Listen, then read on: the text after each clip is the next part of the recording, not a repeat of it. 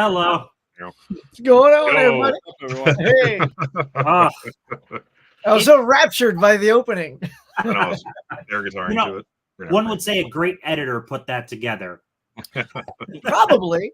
I appreciate whoever said You may that. or may not be on the panel. So thank you everyone for being here for episode 8 of the Collectors Club. Bear with me. This is my first stream on this channel in like 3 months. So I might be rusty, but I think I got this. This is going to be a fun show. We're talking classics, guys. We're talking classic movies. Everything about tonight is themed to 70s and earlier, which these guys were pretty pumped about. The idea came from Huck. So We like old stuff. Aw. Thanks, dude. this I just knew it was your wheelhouse. I felt like, look, it's November. What fits Tim so well? Come on, let's go classics. I think the last one you did was TV. Also fit you very well. Yeah. No movies November. I was excited. I was like, yeah, I'm taking that idea and running with it. I know not everyone wants classics, but I want to talk classics and we're going to have fun. Well, they're going to start watching tonight, if anything. Yes, I like that. I like that. So let's make a run through, see who is here, which I thank all of you already, pre-advance thanking you. Yeah. Johnny here. We may or may not talk some Doris Day tonight. I know you're excited for that. We got Kitten Paws here. Oh, hey, babe. We got Movie Hunter. Wilkie's Movies and More. We got Tiana. Always supporting and sharing our stuff before everyone. Tiana. Yeah. She shares my posts before I do somehow. we got Derek here. We got Stacy making a blockbuster night. Let's see. We got Mama Blu-ray. Hey, Mama Blu-ray. Hey, buddy. Got Adrian here. Yeah. We got Mel here. Hello. Oh, I'm loving the love here. Did you get Wilkie? Wilkie's in there. I didn't see you click on Wilkie. He was on there. Oh, you did? I pulled him up, but you know what? He's so awesome. I will show him again. He is that awesome. Yeah. Oh, he is awesome. I think I was just transfixed in how cute he was. I was like, wow. Totally missed it. All right. So we're going to start this off with our little bit of intro chat, specifically to talk about classics, because not everyone loves them. What draws you to classics or kind of pushes you away from them? Let's talk about this. Start with Derek. What do you think about classics? You like them? No? I mean, obviously, I like them enough to be here. Well, Very work. Honestly, yeah, I'm kick you off if you didn't like them. I should have done that. I just hated these, and yeah, that'd be like me.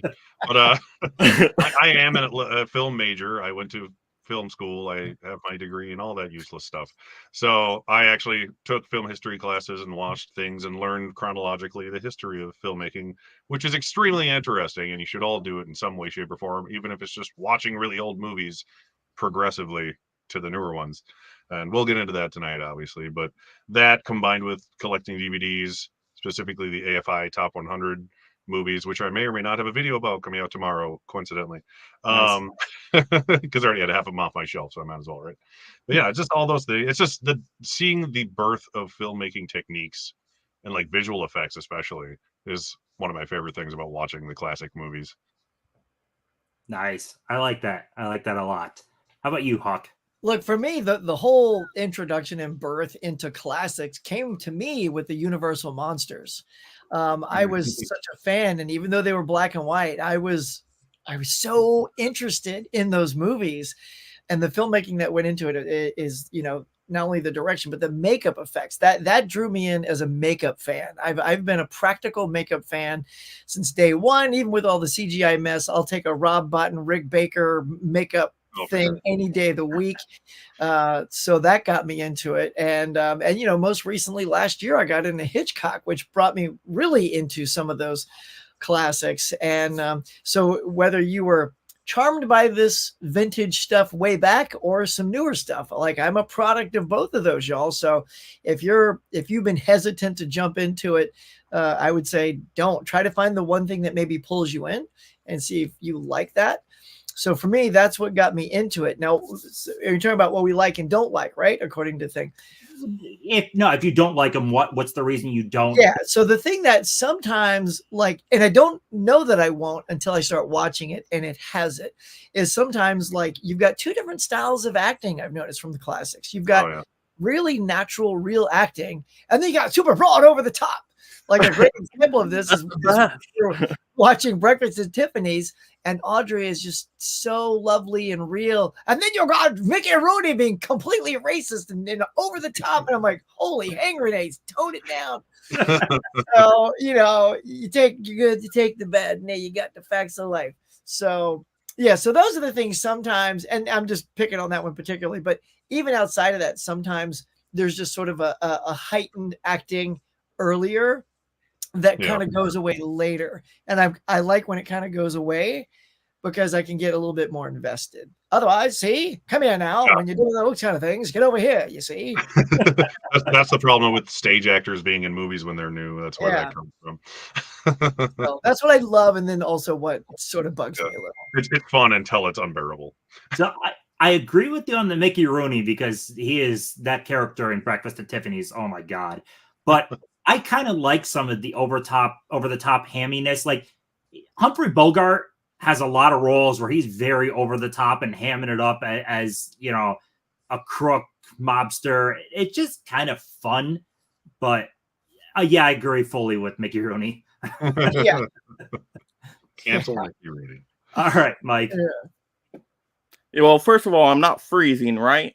No, you're good. I'm good. Okay, perfect. So classic movies, love-hate relationship for me. It really depends on the movie. I took a film history class myself, and that's where I kind of discovered them as well. But some of them I'm like, oh, this is amazing. The Godfather, such a fantastic movie. And then I watched Citizen Kane, and I'm like, oh my gosh, biggest waste of time in my life. Really? So it depends on the ending, but I do like how the classic movies have to rely on practical effects. There's no CGI soundstage stuff. It feels real. They go to shoot on location. They have to rely on good writing, good acting, because that's what the movie has to sell you on, because there's not usually over the top explosions, so they can't really fool you.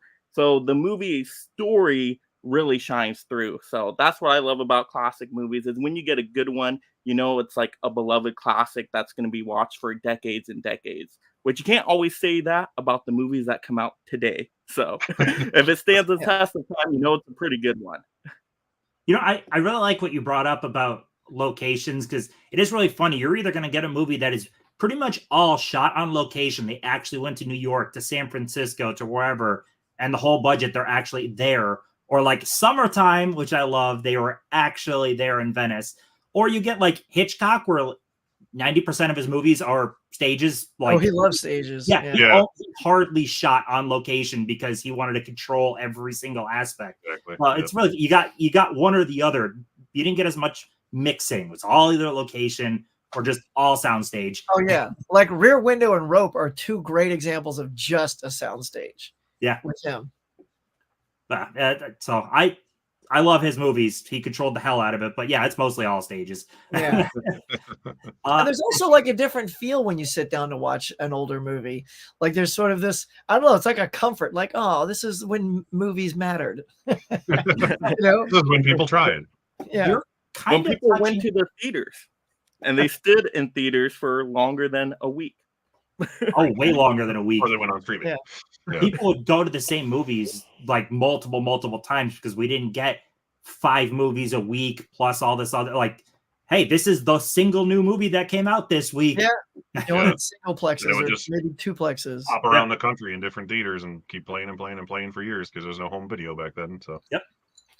So you kind of touched on what I was thinking, Huck. For me, a lot of it is feeling. Mm-hmm. There's something about that going back to the 50s, especially. That's my favorite classic decade. 40s, 30s, that feeling of it's just a different time and everything feels a little bit more happy and fun for the most part. Like, I like serious topics, and we're counting the 70s in this, and the 70s was a very gritty, serious decade. But when you go back to like 30s, 40s, 50s, you get just a lot of silly fun, and I love that. Like silly fun monster movies, silly fun rom-coms, just fun. That's I mention fun a lot on my channel because I just more often than not I just want to pop something in and just want to have a good time. Right. God forbid, right? Yeah. Right. Hey, Sarah. Movie Hunter, I love classics because they're some of my first movies I was introduced to back in the early years. Yes, my mom is the reason that I watch classics. She had TCM and AMC and all that stuff going all the time.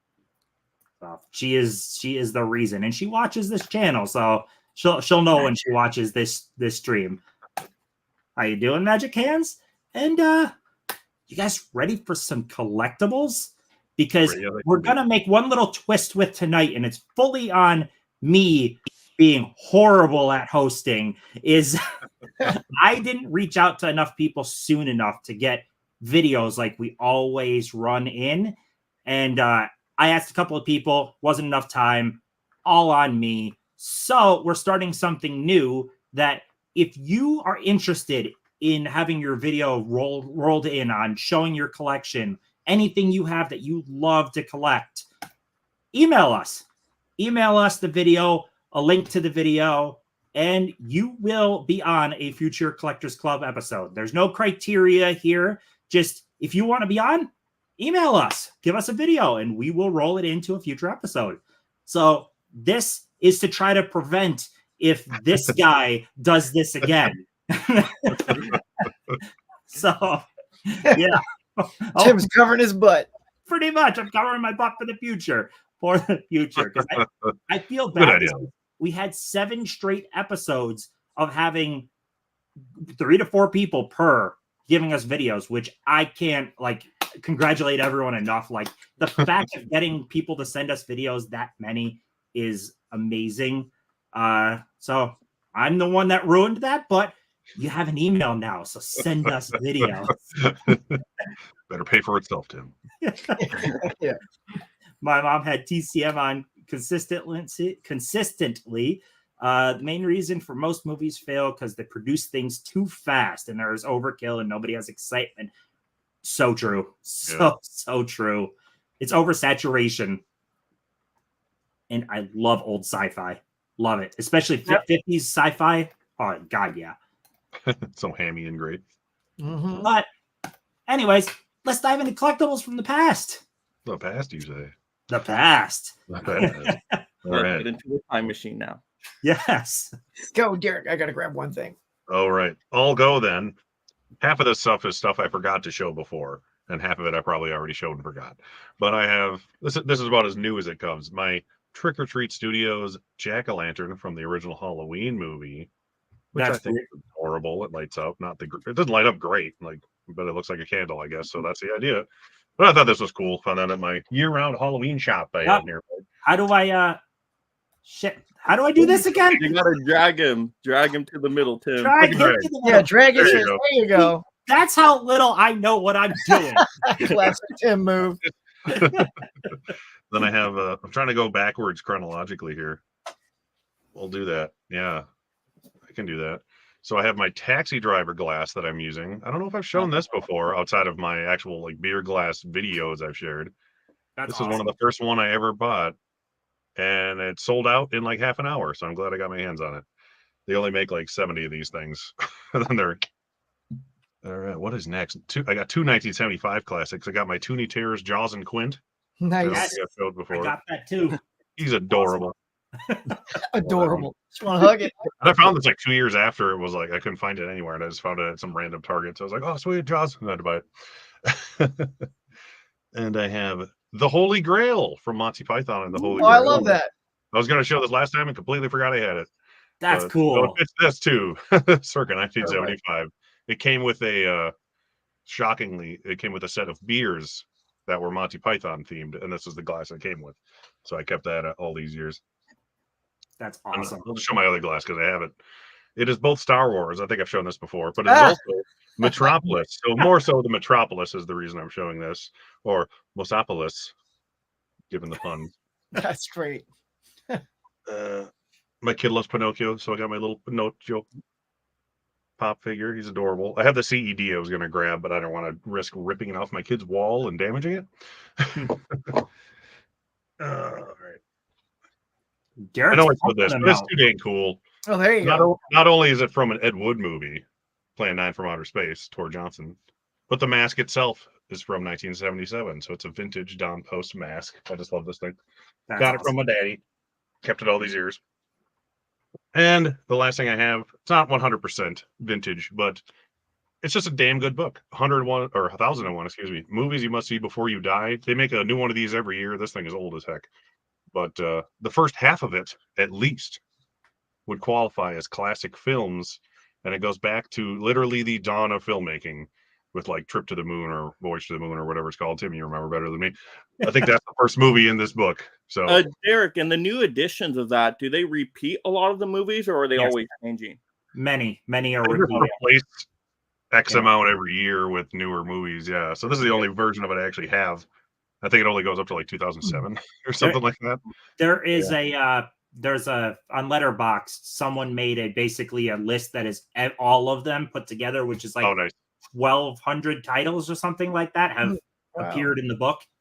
Nice. Yeah, that seems about right. But yeah, get whatever version is newest, I suppose. But I like mine because it ends with No Country for Old Men. So, that's just a me thing. But that's all I got specific for this stream that I haven't already showed 100 times. All right. How about some Huck? All right. It's so down. I got to back up a little bit for this because I got my stuff here. Now, all right. So we're going to start here. We'll just do the toys first. I'm going back into the 60s and 70s with my Bond pops. Nice. So here's your Sean Connery, right? And then your Roger Moore, who came out in the 70s. Nice. And then Odd Job, because you got to have the bad guy. Now the one I had for him was Jaws, but I forgot to grab it. Don't you mean Jaws? Jaws. That's right, Jaws. Now, let me show you these. So to get into the classic Universal monsters, I'm going to show you a specific set of them. Now, I have a whole set. See how this is in color? Nice. Well, they redid the whole set in black and white. Yeah, it's so cool. So you got these two. So I'm going to present to you all the black and white versions because that gives you sort of those little feels from the original. So there's this guy. You got a little Frankenstein there. He's got little chains hanging from his arm. Oh, nice. And don't forget his girlfriend. All right. Of course, the mummy. So he got his little scroll there.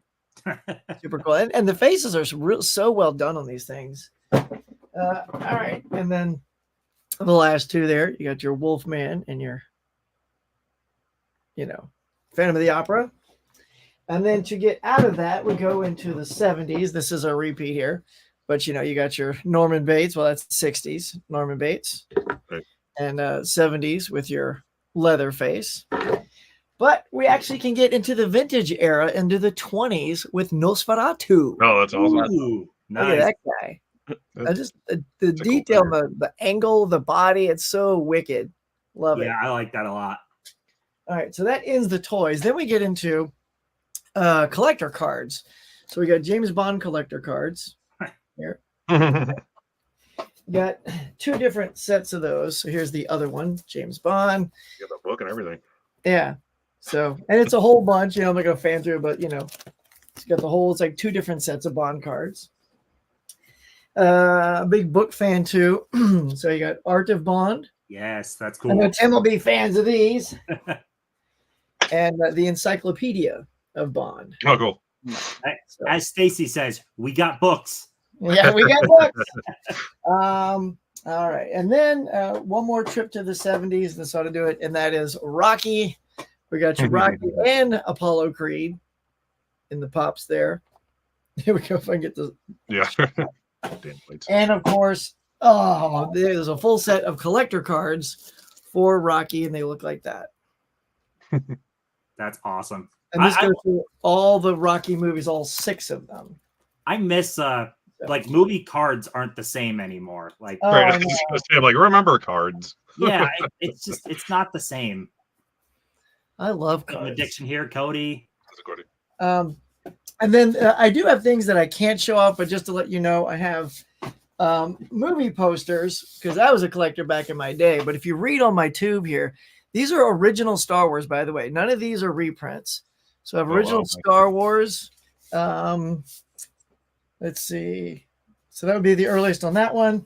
But then in here, we've also got like a Rocky Horror Picture Show, 2 Pink Panther movies from the 70s with Peter Sellers, which is Strikes Again and Revenge, I think.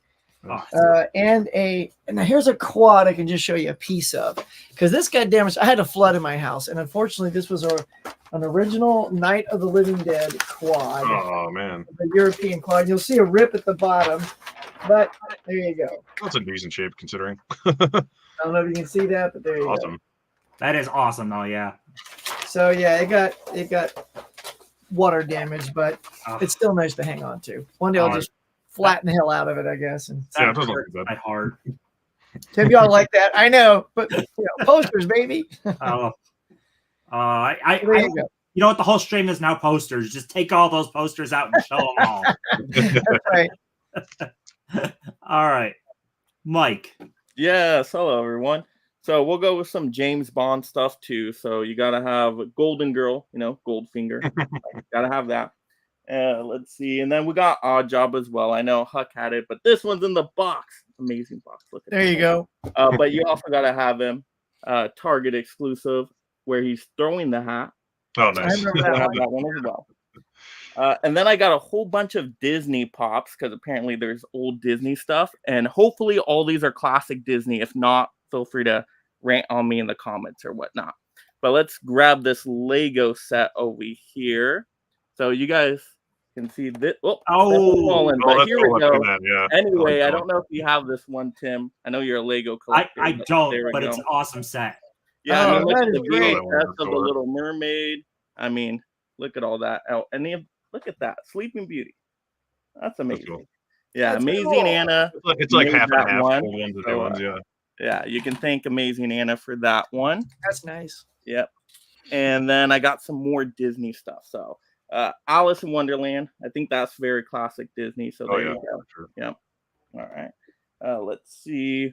Okay, this is not in a box. Well, it's in a box, but usually I put another box on my boxes. So we got to be careful with this one. But you got a Peter Pan movie moment, Hook and Always in TikTok, the alligator thing, or crocodile, whatever. crocodile, yeah. Yeah, Mhm. something like that. And then, of course, you got to have, let's see, Ursula, Little Mermaid, Diamond Edition. All right, let's see. And then you got to have, of course, the Little Mermaid pop, Diamond Edition, but has feet now. All right. Let's see. And I think, is Winnie the Pooh classic? I'm pretty sure, right? Yeah, he's old. Okay, so there you go. You got Character- tiny Winnie the Pooh. The character of Winnie the Pooh is actually public domain. The very original Winnie the Pooh. Yeah, And not then maybe you not the got, Disney version, but the Eeyore, actual tiny as character. Yeah. well. There you go. Is it like bedazzled Eeyore? I know they're all Diamond Edition Eeyore, and I didn't even grab the Chase Edition. Sorry, I was in a rush, everybody, so I only grabbed like a fourth of my Disney stuff. But we work with what we have. So you got this thing, which I think is a Lego thing. Oh, those weird little Lego characters. Yeah, Yeah. they're so funny looking. There you go. Brickheads, I think they're called. Oh, there Yeah, you they're go. goofy. What was that from? Oh, that was a Tinkerbell, wasn't it? Tinkerbell, right? Oh, it's Tinkerbell. Okay. Yeah. Okay, I see it now. Little Can't you wings. tell? They look so lifelike. And then you gotta have a Snow White. They're Nice. so nice. There you go. So That's chunky. that's what it gets right there. Good. I know. Let's see. I got other stuff. Okay, we got Oswald, right? That's Oh, that's classic awesome. Disney. That's like the original kind of Mickey Mouse icon before Mickey Mouse, right? It's a bunny. So The pre-Mickey. There you go. And then of course we gotta have. Let's see if I can find it. Oh yeah, it's over here. Okay. Then you gotta have Steamboat Willie. Oh, cute. There's his other leg. It fell off right now. I'm sorry. With Come on, Legos, I gotta super glue these or something. I think I've broken like half of the Legos in my house. You can't super glue Lego. Oh, Okay, I don't know. I don't Really? know. Really? Craggle. Etiquette. I'm The sorry. Craggle, The Craggle. Lego etiquette. I apologize, Tim. I'm novice at Legos. But here's Dumbo with Timothy. Oh, So cute. oh, yay! yeah, there you go. Oh, the little mouse. Yeah, adorable. And then let's see, Lady and the Tramp 2-packer. Nice. There you go. And I think, oh wait, no, I have other stuff. Oh, I think this goes on the Lego set too, but I don't know where it goes. But there you go, Peter Pan clock. Oh It's yeah. great. Think that's everything. Yeah, enjoy. You just Very reminded me that I have a- unorganized over think here. I I really apologize, know. audience, but Nice. All right, And, Tim. Here we go, y'all. Sit back and relax. Same, sir. We're going. I do remember those. Everything about cards is just different now. It's a bummer. Yeah. I still have my old superhero cards, yeah. So what's funny about this is I didn't prep as many collectibles because I honestly didn't think these three guys were going to bring the A game to the level they did. They were all being all coy on like, well, I don't know what kind of old collectibles I have, and they all brought it. And I didn't prep as much. I had tons, but It's because the thought of Tim intimidated us, so we looked in every nook and cranny for anything to rival you. Yeah, once I knew Disney counted, I'm like, okay, this changes the game. Yeah, right. We will start off with a statue of Ingrid Bergman from Casablanca. I love this thing. This went up at the same time as a Humphrey Bogart. And for some reason in my mind, I'm like, Ingrid's going to sell first. And I bought her, and Humphrey sold out, and she was still available for like a year. So I'm missing the companion. If anyone runs across the companion piece to this for a good price, let me know, because I really need that. You need an estate sale somehow. Like My no eyes one really knows what they have. Like, I don't know, $50. Here you go. This isn't even that old of a statue, though. I bought this. This only came out 2 years ago. Yeah, It's not that old. But it's a great Ain't piece. easy to find. next up, you got to be careful because these are very expensive. Yikes. But we've got some Marilyn Monroe in the classic, iconic, blowing up the skirt. I love this thing. The detail on it is insane. Oh, that is so good. Oh, so good. So, yes, I love Marilyn Monroe. So I love that thing. Oh, You got to be careful. Yeah. You know, right? As he breaks things off camera. Loved that thing. You know And what I the hell feel was bad about Marilyn? my Legos. Right, yeah. I know. Yeah, Legos are meant to come Oh apart. yeah, damn, Tim! All these things I forgot now. This thing's heavy, man. God, yeah, look at that base. The base is like 45 pounds. These are 1/4 scale statues. The Marilyn Monroe and Bruce Lee, and heavy, very, very heavy. Amazing detail. 20 some inches high. Like these are. Yeah, as I say, it's at least 1.5 feet without the base, probably. Yeah. Yeah, it's very heavy, very detailed. Oh my god. Take it easy, slow and steady. You can stop if you're going to hurt yourself or break things. Yeah. You can just point behind you, like I said. Well, one more I'm going to show because Who knew collectibles could give you a hernia? Right. Wow, I- look at that thing. I adore this one. I'll turn it this way so you see her face more. But look at this thing. So That's so good. This thing was like 1,000, and the Vespa is so detailed. They sold the Vespa alone for like 500. You were able to buy just the Vespa, but look at that. That's such an amazing Audrey Hepburn. I adore this thing. Like this is probably one of my favorite things I own. So I have more, but this is you guys brought it, man. No, Maybe for you next won time. them with those three alone. Yeah. In The, terms the, of pri- quality, yeah, the you'd price of be, your oh my. collectibles. Yeah. overshadowed. The Vespa alone is Yeah, like what we make all sure our she's crap all- combined. Steady. I was gonna make a joke about the Vespa, then you're like, they sold it for $500 by itself, and I was like, all right, never mind. And what movie does that reference, Tim? For the That audience? is Roman Holiday. I almost Right. like that. Yeah, today. I love that movie. So Good job, y'all. you all did it. brought it with the collectibles. Like I said, I would have prepped more. In my one case, I have Hawk. You showed the Creature from the Black Lagoon. I have Mondo made a black and white figure that's like 12 inches. Oh, nice. Super nice articulated one. That's in my display case. I have the mask for it. So those cool. statues wore me out, man. They're heavy. I know, right? You need a break? Mike, take over. I'm also arranging my entire collection library for new movies. We all do that. We're all always messing around with that collection. Yep. You're never done. So Tim, you're saying Bogart? Nice. That's hilarious, K-Man. I need that Bogart though. I seriously do. For some reason I thought to myself, this iconic actress will sell quicker, but no, the guy sold quicker. So, oh well. You know, it's funny you thought that way, Tim, because when it does come to collectibles that are girl based, like the figure is a girl, they do make less, and they tend to sell because that was always like Kenner and whoever, like when they're putting out Princess Leia stuff, they're like, no, just one Leia, but then the rest are just versions of Luke or versions of Han because they sell more. It's like, do they? So yeah, I would have probably thought to get the girl figure first too. Yeah. They either sell out or they're on clearance 6 months later at Target. Exactly. Stop picking those up and have a damn heart attack. I know, right? Now just 3 at once. I partially had a heart attack. So I will also, I didn't show this with Bruce, but oh my God, it's heavy. This thing is like 25 pounds. That's solid metal that came with the Bruce Lee. It came with it. Good Lord. They're just like, let's throw this in as well, or what? Yeah, basically, it was the deluxe edition of the statue. So they threw in basically a solid metal lion thing to go display next to it. That's amazing. Man, the box must have been reinforced or lots of styrofoam. They pack the hell out of those things, man. They really do. Yeah, luckily. Those statues are so cool. They are nice.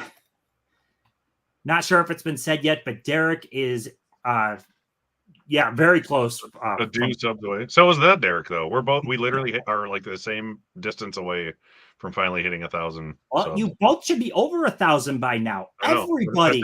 If we both hit it, we'll do a double D live stream celebrating. Tim our thousands and thousands of videos on YouTube.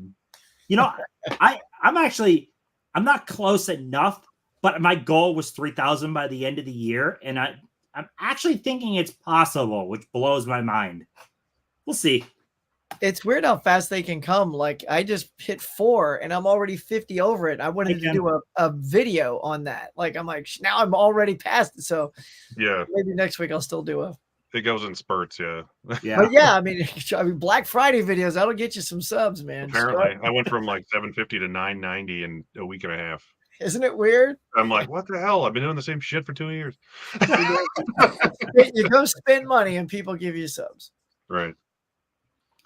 All right. So you guys ready to move on to the cinematic attic? Let's go. Certainly. And speaking of Humphrey Bogart, and we can make a statue of him.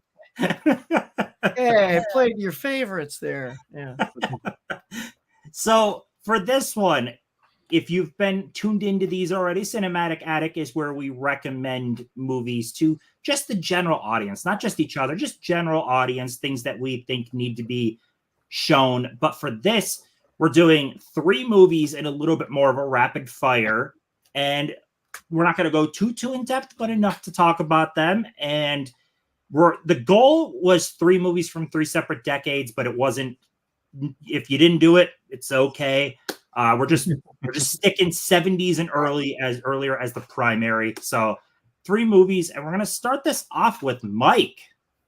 Yay. All right, so my stuff isn't organized, so I apologize, but let me grab everything. So we are gonna go with the different decades here.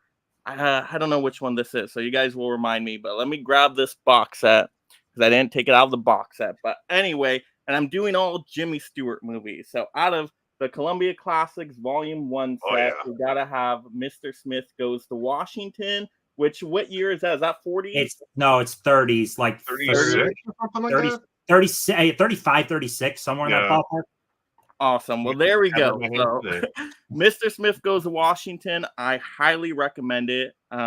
It's a great historical kind of political type of movie, but basically quick synopsis is you got Jimmy Stewart who gets chosen to be a senator, and he's all new to the Washington game, and he like goes in big-eyed and just like, oh, this is amazing. I love being in Washington, D.C. I want to get some stuff done.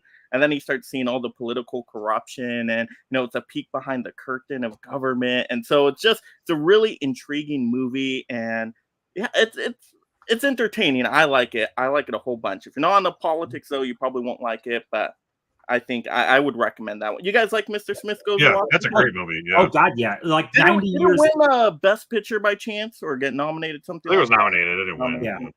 Yeah. About 90 years later, though, that movie is still incredibly relevant. You could watch that and still take away a lot from right now. Oh Oh, yeah, absolutely. Yeah. He's the only Yeah. person to use the filibuster to a legitimate advantage in the history of the world. that scene is so awesome too. It's like you just see him he keeps going and going, and you're like, oh my goodness, how's this going to turn out? Yeah, that's a great one. Let's see. Let's go with another Jimmy Stewart one here. And I think this is next up in a decade. But It's a Wonderful Life. Yeah. Yes. What decade is this? 40s? 40s. Now? Okay, there we go. 40s for It's a Wonderful Life. But we're getting into the holiday season. It's a beloved holiday classic at this point. But it tackles some serious issues. So just be in store for that.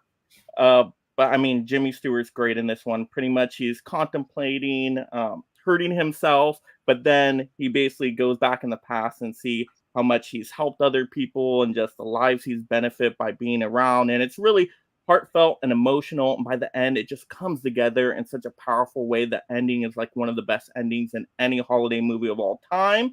So it's a little bit of a slow burn at the beginning, but it's worth it by the end. So It's a Wonderful Life. Highly, highly recommend that one. Very It's good. one of my favorite movies of all time, man. That so good. Like you said, the themes thematically, that movie is very important. And it always kind of chat my ass how everyone's always thinking about it and talking about it like it's this happy-go-lucky, yet another Christmas movie. And it's really not. It's dealing with serious stuff. Like, you could enjoy it, but it's not a happy-go-lucky. It's serious. Yeah. There's an angel in it, so it's fun. Yeah. That movie was like panned when it came out too, and then it just thanks to public TV and such. It blossomed because it was kind of public domain for a while. People thought it was public domain when it really isn't. So it was shown constantly on TV because it was free, and that's what helped it pretty much just skyrocket in popularity. Yep. And then it's the best suicidal Christmas movie ever made. Yeah. Well, Collateral Beauty is like number one, but I would say Bad Santa is number one. But anyway, I think we're now on to 50s or 60s with Rear Window. Yes, is it 50s? Yep. Yes, Rear Window. Best Alfred Hitchcock movie of all time, but Jimmy Stewart just gives such a great performance in this one. Pretty much, if you've seen the remake, I guess you would call it a remake, Disturbia, they put a horror vibe on it. But pretty much it just takes place in that one setting, like you guys were already mentioning. He's just looking out his rear window, noticing things going on. And then there's like a murder mystery, trying to piece some things together. The actress is really good in the movie too. But why I like this Hitchcock movie more than any other Alfred Hitchcock title is I think it combines multiple genres in like a flawless way. You got drama in there, you got romance, you got comedy in there, you got a mystery in there, you got thriller, suspense elements. And I don't think you can say that about any other title from Hitchcock. Like there's other Hitchcock titles that will do certain parts, but I think it does it the best in Rear Window. So highly recommend Rear Window. It's in color too. So if you're kind of afraid of classic black and white, old school movies, start with Rear Window, especially if you've never experienced Alfred Hitchcock. I think that's the easiest one to get into. But yeah, I love that movie. It's endlessly rewatchable as well. I think I agree with you that being probably the most easily accessible starter Hitchcock. You can't go wrong with that. That's a good pick for a starter. Out of everything I've seen, I would say Psycho just because I'm crazy and I like that one the most. But but for normal people, I would agree that Rear Window is probably the most accessible. Yeah, if I didn't watch Rear Window, I don't know if I would have fallen in love with like Alfred Hitchcock titles. That's the first Hitchcock title I watched, and that's the one that sold me. I'm like, I gotta go buy 50 different Hitchcock movies. And I'm like, oh, the rest of these Hitchcock titles are really good, but they're not like Rear Window good. The other great thing with Rear Window too is you got Grace Kelly, and I'd never seen anything with Grace Kelly, and I was like, oh my god, she is like luminous, jaw-dropping. Yeah, and she was so good. She wasn't just like a beauty that sat back and became the damsel, right? She wanted to get involved. Like she was a real go-getter. So it was a really strong female role on top of her being amazing. Everybody was great in that movie. Even the older lady that takes care of like Jimmy, like cooks Thelma Ritter. Food, right? Yeah. Yeah, She's she's so awesome. good in that one too. She's really So funny in good. there as well. There's like sneaky comedy in that movie. It's really great. Yeah. All right, Derek. All right, we're gonna go back almost 100 years ago for my first one here. There's a theme with these three. If you notice it, then good for you. But we're gonna go with the first sound picture of all time, the jazz singer starring Al Jolson. Yeah. Well, I mean, there's not much to be said about this movie. I haven't seen it in a while, to be honest. But I just thought I'd go way back and educate some folks on the very first sound picture of all time. And this is a gorgeous DVD, beyond all reason. Yeah. What is It that was like? remade. What's Is that like 27, 28? I think somewhere in that ballpark. 27. Yeah. 27. Mommy. It's funny, yeah, because like half of it isn't in sync sound, but the parts where he's singing are. So that's the part that like blew everyone's minds in the theater. Wait, so is that one a talkie or is it a silent film? Yes. It's a both. talkie. Yeah. It was the first talkie. It's Yeah. a combo. But yeah, I but like like part of it is obviously like dubbed over sound effects, but the parts where he was singing in the movie were the very first thing to do sync sound, and it was like ridiculous. And then I'm going to go up to 1952 with what I would say is a substantially better movie, to be honest. Singing in the Rain. I love that freaking movie, Which man. who doesn't love Singing in the Rain? This movie's like I one haven't of the seen most- it yet, but oh, it's great. It's one of the most fun, catchy musicals you'll ever see in your life. The cast is great. Gene Kelly is adorable, and the songs are all really good. It's super vibrant and colorful, like more so than the case. Even like all the primary colors, they pop like crazy. But this movie is hilarious. On top of that, like when I watch this, I'm like, yeah, it'll be fine. It'll be an old musical, whatever. And this is one of the funniest movies I've ever seen because it makes fun of the dawn of sound film, a la The Jazz Singer, in such a hilarious way that Babylon last year sort of did. But I was like, this is just like Singing in the Rain, but not as clever. So if you like things, see, that I make loved fun of- Babylon, so I need to watch it. So you might like it then. Yeah. I'd be And it's about shocked half if an you don't hour. watch Singing and don't have just a smile on your face. You've probably seen clips of there's a dance song by Donald O'Connor called "Make 'Em Laugh" that Yeah, is that sounds great. freaking brilliant. He runs up a wall and does a flip, and that was basically just kind of done on the spot. Like he's a really good dancer and just pulled that off. It was freaking crazy. I Yeah, that love song it. is hilarious. Yeah, that's one of the like people who don't like musicals, I can understand them not really being into Singing in the Rain. But if you even like musicals a little bit, you'll enjoy Singing in the Rain, especially if you like satire on old films. And next, it's a movie everyone's seen, so it was kind of a boner pick, but I went with a theme here. I'm going with Stanley Kubrick's A Clockwork Orange. Thank you, Uncle Tony, for the bag, by the way. Like I said, if you get the theme I'm going with, you good for you. But that it's hard to decide, but I think that might be my favorite Stanley Kubrick movie. It's haunting and scary. It's beautiful. Every shot of it is gorgeous. It's one of the few movies where a constant narration doesn't hinder the movie. Like usually when there's voiceover in a movie, it's a crutch.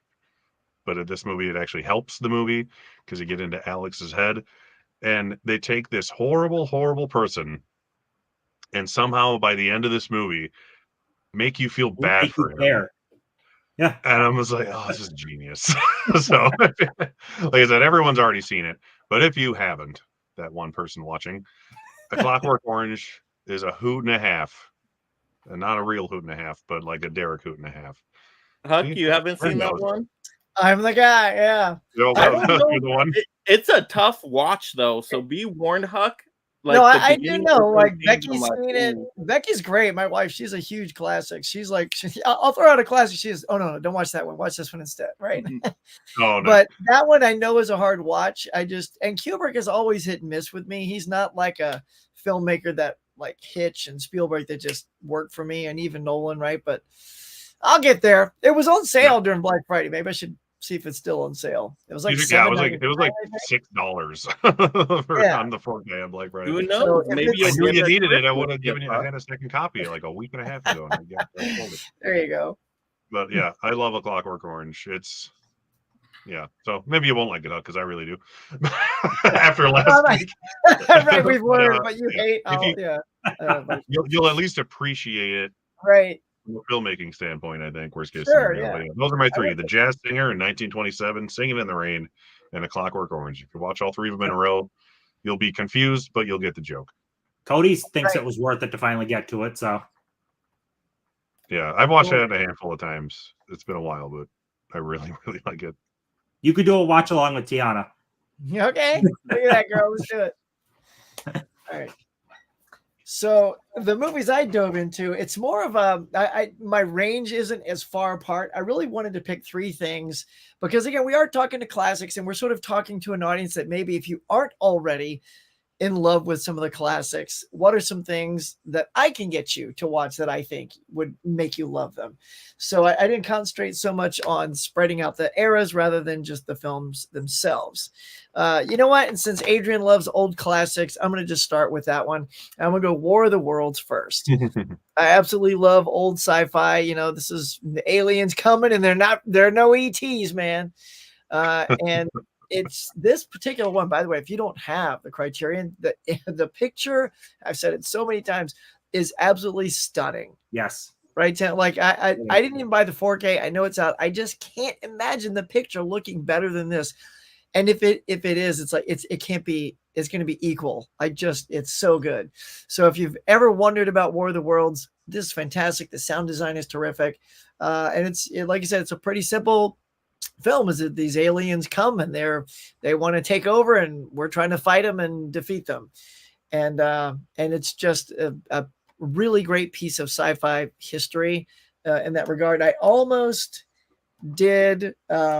Okay, so that you know what my backup was. It was right there with it. Is Day the Earth Stood Still. Oh, nice. Yeah. So these two are like, I'll sort of put these, if you're like a sci-fi old school, I'll cheat and do like a double feature, you know, watch both of these because this is phenomenal as well. Klaatu Barada Nikto, if you ever want to know where that came from, it's this one here.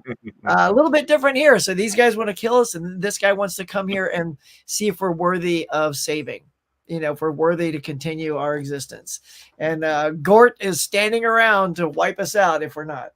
So, damn it, Hawk, you're making Vin spend more money. He has to beat his number from last time, you know? It's okay, Vin. I'm actually shocked. Well, yeah, okay. Well, I'm not going to help the matter for my next one. Here we go. Although I know you already have this. I'm going to go 12 Angry Men for the next choice. So good. Yes. I just saw this, and this is how good this is. Like, you know, I went to film school as well. I want to make films. I've made films. I've been in films. So everything about acting, I love acting. And this is an actor's masterpiece of cinema. And these guys, I mean, like Lee Cobb is so good. And, you know, look, Henry Fonda, I don't really know that well. And he was magnificent, guys. I cannot like get more animated when I start talking about this film because the cast was so good. And there's no names. It's like Juror 1, 2, 3 through 12, right? 12 Angry Men. And that's all you need to know. And each one has a specific stance on guilty, not guilty, and where it goes from there. I'm not going to tell you, but where it goes on how people see things, it's just brilliant. It's so good. I know all you have seen it, right? Yeah, that's one of my all-time favorites. Yeah. Yeah. I mean, so again, and this is black and white. So the good thing is, so this is color for those of you who hate black and white. So enjoy the rich Technicolor goodness, right, Tim? This thing is like saturated like a mofo. And this is not. This is very black and white, but it is shot beautifully. You know, no heavy grain. It's like it is sharp as a tack. It looks fantastic. I'm sure they'll do a 4K. Is there a 4K on this? No, or just Kino that's right, the Kino one. So, but I mean, this picture looked great. If anybody, has anybody seen the 4K, the Kino one? It is an upgrade, but if someone has the Criterion's it's great too. But I do love the camera work, and you mentioned the camera work is impeccable. It actually starts where you're higher up viewing everyone so that the room feels more spacious, and it keeps, as the movie comes, it keeps coming down closer to their eye level and then below their eye level to make you feel more claustrophobic as things are getting tense in the room. It's freaking brilliant. And super close-ups. Like I mean like this close-up. Like Yeah. not like this. It's like Yeah. that. So it's like even more claustrophobic on the close-ups. Yeah. But yeah, I mean, Depending on the scene, it goes bigger or closer Yeah. or farther away for the act. Yeah, that's one of my all-time favorite movies. It's somehow like even after you've seen it and you know everything that's going to happen, it's somehow equally riveting every single time you watch it. Like that's what I would have picked. No one else did. Is 12 Angry Men because I can watch that any day of the week and it still captures my attention. Oh yeah. And it's a quick one. It's like what 90 something minutes long. Oh, it's short. Yeah. So it's Yeah, super I mean, so good. and as soon as I finished that, I told Becky, I was like, wow, I can literally hit play on that again. Like that, like and watch it for different things, you know? So Yeah. good. Tiana, we're recommending to everyone. This isn't part of our recommendations to each other. This is just everyone across the board. So if you haven't seen these, check them out. They're so far everything mentioned killer stuff. And 12 Angry Men, man. How many movies can make throwing a knife on a table make you literally... Oh, that was so good. Oh my God. I was like, oh, like that was the one little thing he just to put down. So good. So good. All right, we move on to number 3. And all right, I got to tell you. So this next one's black and white, although it was considered to be shot in color at the time. But given the lead actors and what they were doing to them, they looked more attractive in black and white. And we're going to go with Some Like It Hot. Yeah, I watched the bonus thing right after this, and they just said they looked prettier when they weren't in color, which is kind of hilarious. But look, I'm serious. Even though this is black and white, it plays like just a excellent color movie. Like you almost don't notice that it's black and white. Oh my God, the performances are so good. Tony Curtis and Jack Lemmon. Look, I don't know if you know this, but it was supposed to be Tony Curtis and Frank Sinatra, and I can't imagine Frank. Oh no, you gotta have Jack Lemmon as good as him, and I think Frank or the director wanted a different actress as well, but he had already worked with Marilyn. So once Frank was out because he stood him up for a lunch, he's like, "Good, because I want Jack Lemmon. Jack is hilarious, you know." And the ending of this, you know, it's super funny, but I just adored it. I thought the performances were great. I was riveted the whole time. I was laughing. So if you wonder, are you going to laugh at old movies? Yes, you will laugh at this old movie. It is so good. So those are my sort of, just to give you like a heavy drama, very funny comedy, and a classic sci-fi. And they're all in the 50s. So there you go. The Some Like It Hot Kino 4K. I want that. Fantastic. Yeah, I'm throwing to that. Like as soon as I put them, like I got it. As soon as that goes on sale next, I'm on. Yeah, it's gorgeous. That's one I have. Yeah. And I endorse what Caveman is saying. Yeah. The original is absolutely fantastic, and I would still pick it in a fight. But that remake is so close, man, so close. They used almost the same script, and it's switching out fantastic actors for fantastic actors. You mentioned Jack Lemmon, Huck. Jack Lemmon is Peter Fonda's character in the remake. It's great. Oh, nice. Like you're still getting great actors to do the exact same script, basically, besides the slightest of tweaks instead of there's like one extra scene in it. Yeah, like the bulk of it. Yeah. Yeah, it's so close. So it's great. Anyone that is like, oh, black and white for the original, check out the 1997 remake. It's also directed by William Friedkin, who did Exorcist.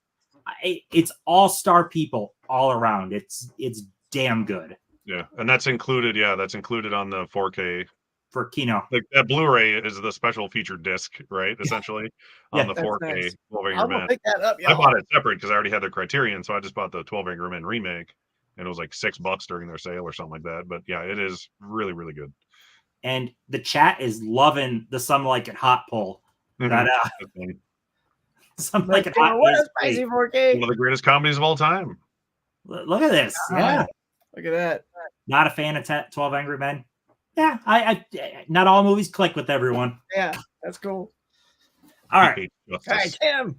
So for mine, this one is specifically for Johnny out there because I want him to watch it. But we have Doris Day starring in Midnight Lace. For anyone not familiar with Doris Day, generally her movies are kind of light and fluffy fun for the most part. This was her doing more of a thrillery suspense type movie, and she had a miserable time on set.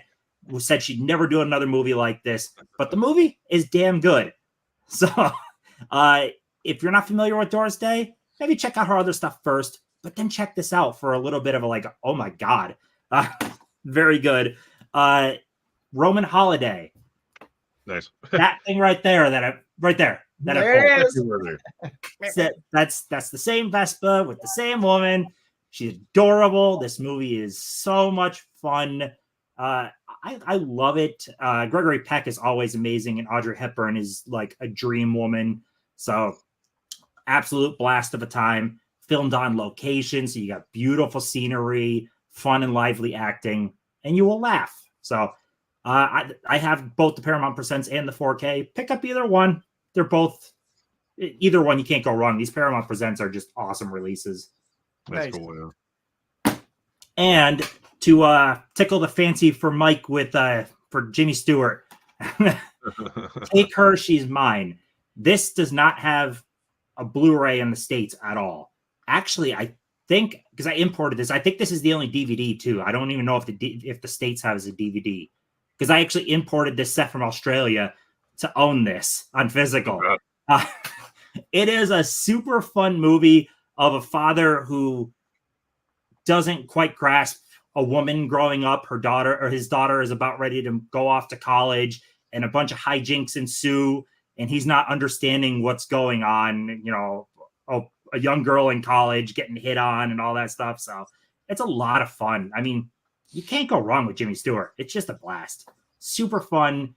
And yeah, this was first time on DVD. I didn't even think the States has this one yet. So Great. How are we going to see it, Tim?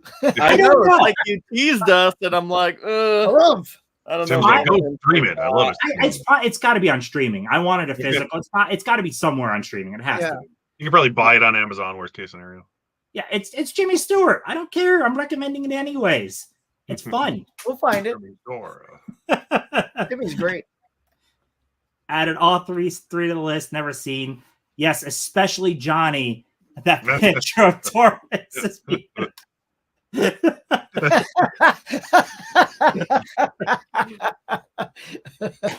to know the secret of why he hates her so much?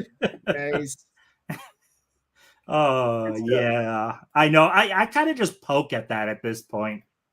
All right, so that was a lot of fun. Great recommendations. I think I've seen everything that was pulled, and they're all great. So, yay! Good job, y'all. Yay, movie.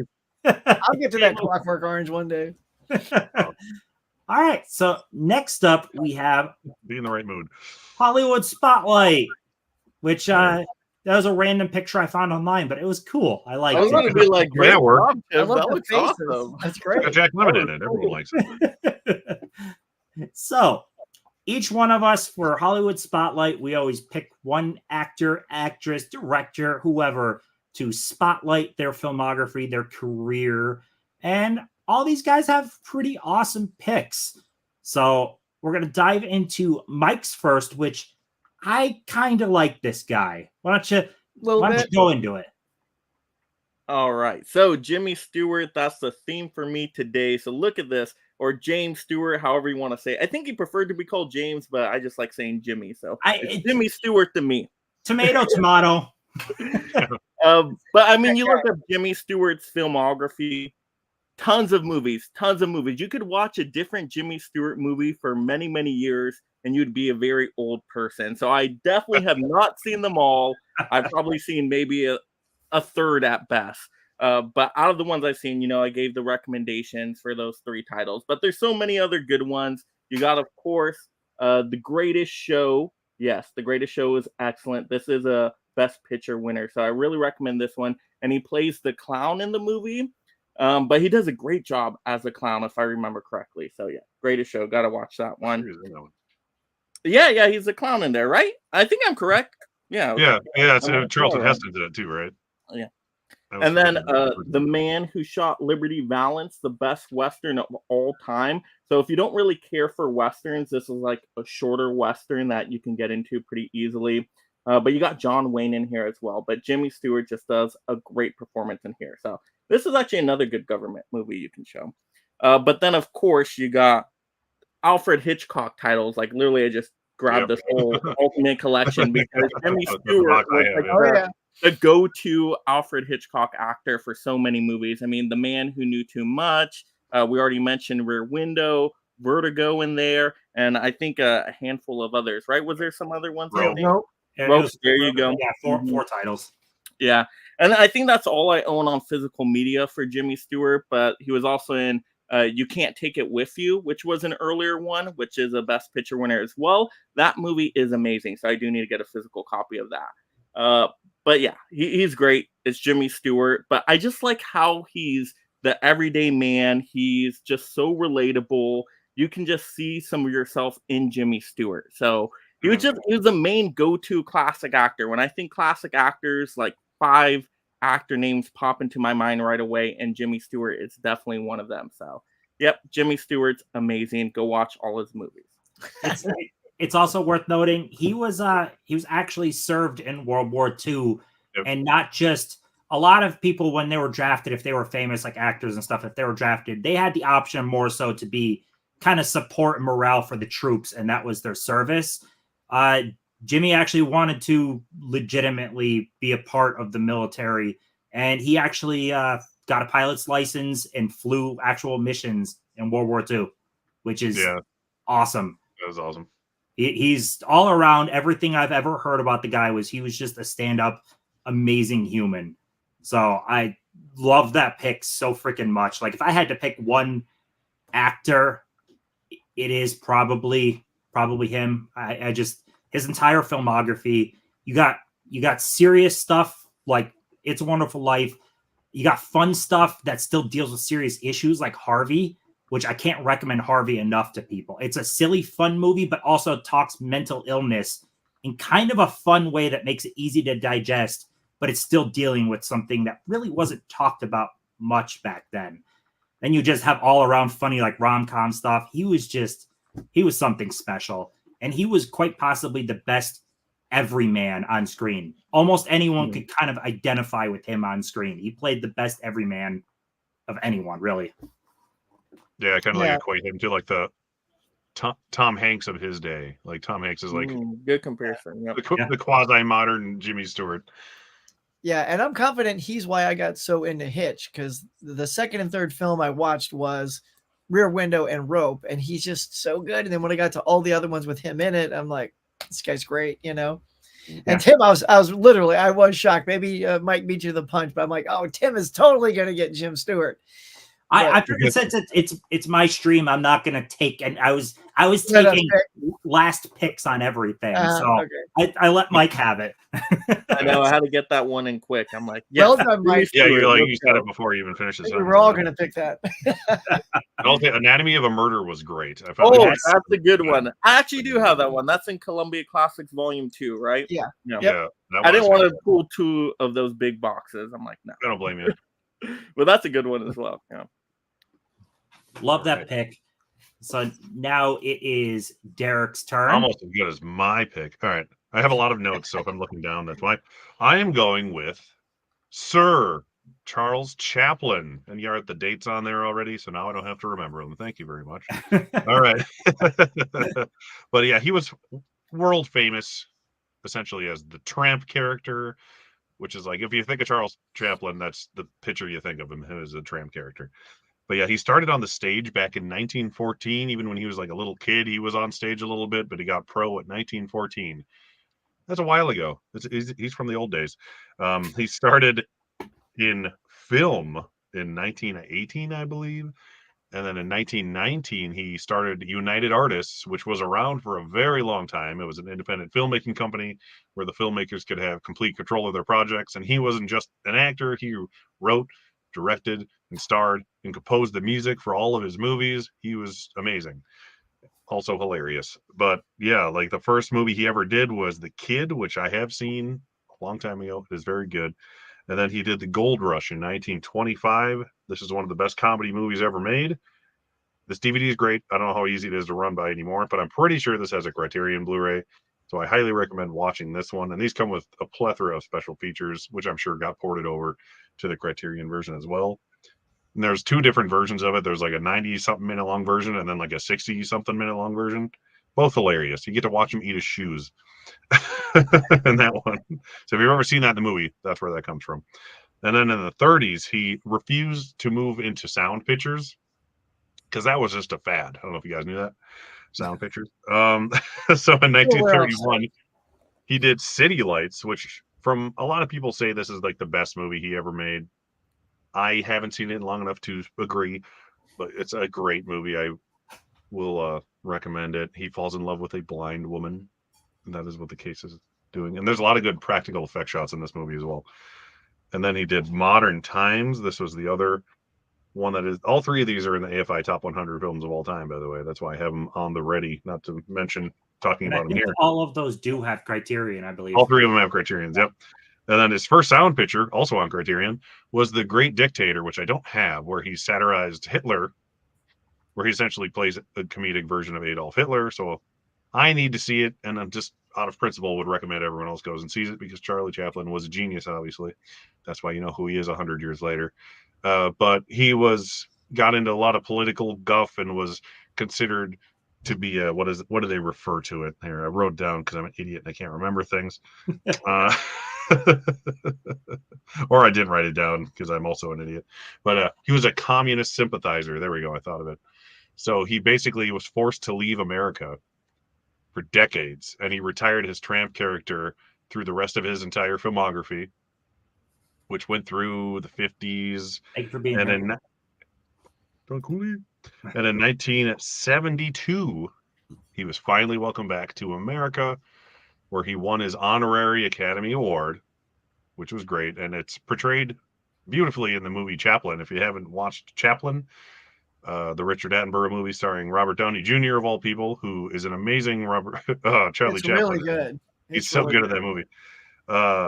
So watch that too if you're curious. Maybe if you're a little afraid to watch Charlie Chaplin movies, at least go watch Chaplin. Maybe that'll get your beak wet.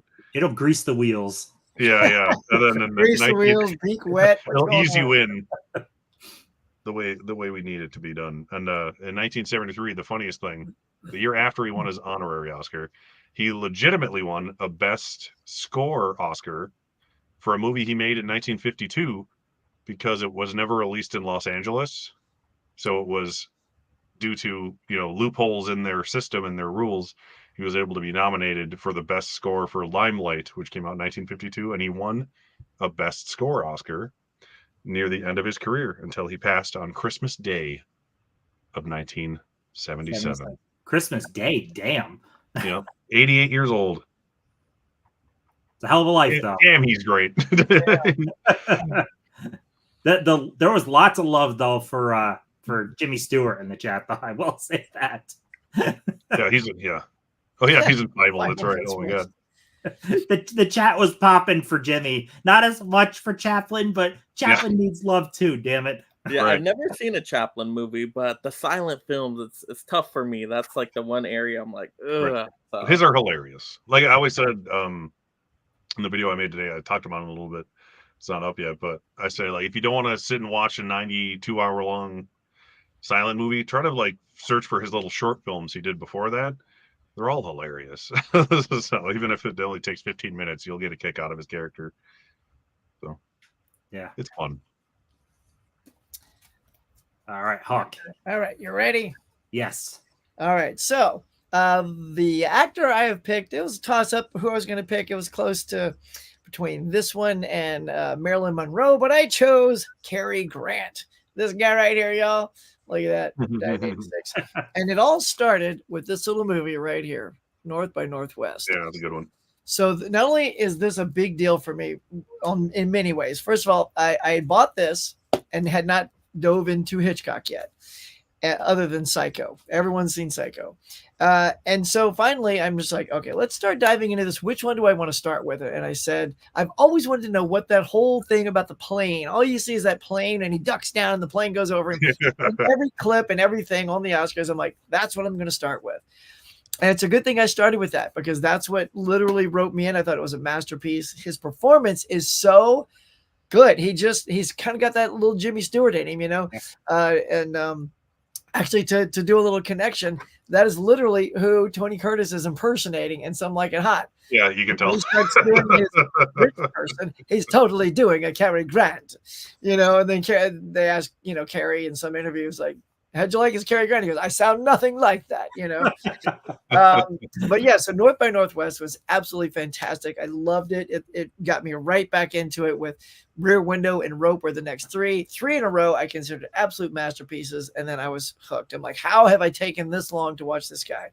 So had that not been so good, I would not have continued along this path.